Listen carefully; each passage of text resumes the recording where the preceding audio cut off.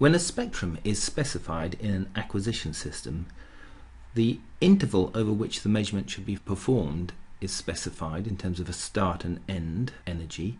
There's an increment that is associated with the measurement, in this case it's 0.5 eV, and a dwell time representing the time that will be spent for each increment in energy acquiring signal, and then there's a specification of the number of sweeps that should be performed.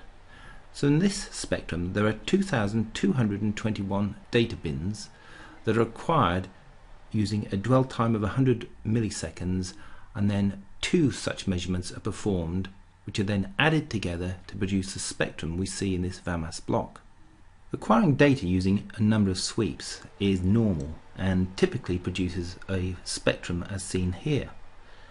However, there are occasions when something goes wrong during the acquisition of one of the sweeps, in which case we end up with a discontinuity in the data as seen here, and this could be interpreted as at some point during one of these sweeps the X-rays turned off, so the count rate went to 0, while for the first part of the sweep the count rate was as you'd see in the previous measurement, and so we end up with peaks and background that make perfectly good sense.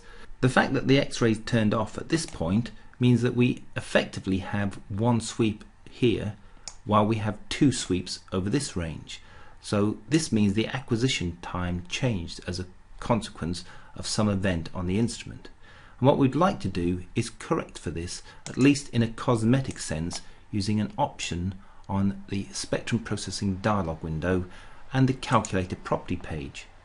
And the idea is that we can correct this change in the effective acquisition time so that the data then appear as if they were all collected under the same conditions. Correcting for a step in the background as we see here can be achieved using the scale button on the calculator property page. And the idea of the scale button is it applies a factor to a quantification region that we will define on the data.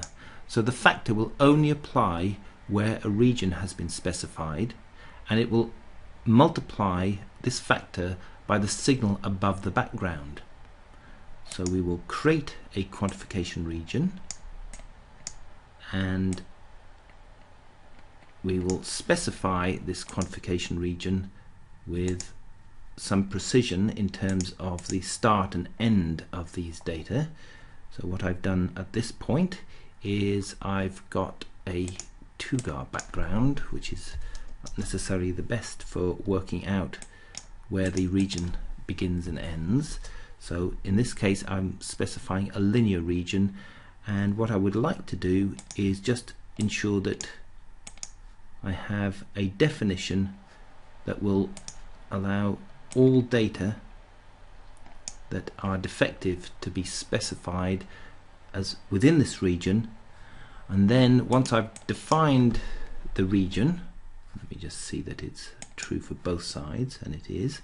So I'm going to adjust the background type to have a 0 background, and this means that the background is now just simply 0. So all these intensities are relative to a 0 background, and when I scale these they will all scale within this region, but everything outside the region will be left as is. So having defined a region, we can now go back to the spectrum processing dialog window and specify a factor that we would like to apply to these data. Now if it is just one of these sweeps that cut off at a certain point and there are 2 sweeps, then if I specify a factor of 2, if I apply only to this region, then the data should be corrected so that there is no longer a discontinuity here. And this will apply to the active VAMAS block in the active tile. So I press scale, and as a result of scaling by a factor of 2, the data appear to be correct now. Since this is a calculator operation, what we need to do is take a copy and take the copy of the processed data only. Otherwise this will be lost when you save the file and bring it back. So this operation now preserves the adjustment that has just been made. And here we have the adjustment, and that's the data, and you can see there's a calculator history item here, but it does rely on other factors, so this cannot be preserved between sessions. So if I undo this one, then you can see the adjustment that has been made to these data by overlaying both of these. The final step might be simply to label the fact that this has now been fixed. So I'm going to change the block ID to indicate that it's now fixed. And when I display the fixed data, I can see that it's fixed, and I won't forget that this is what I've done.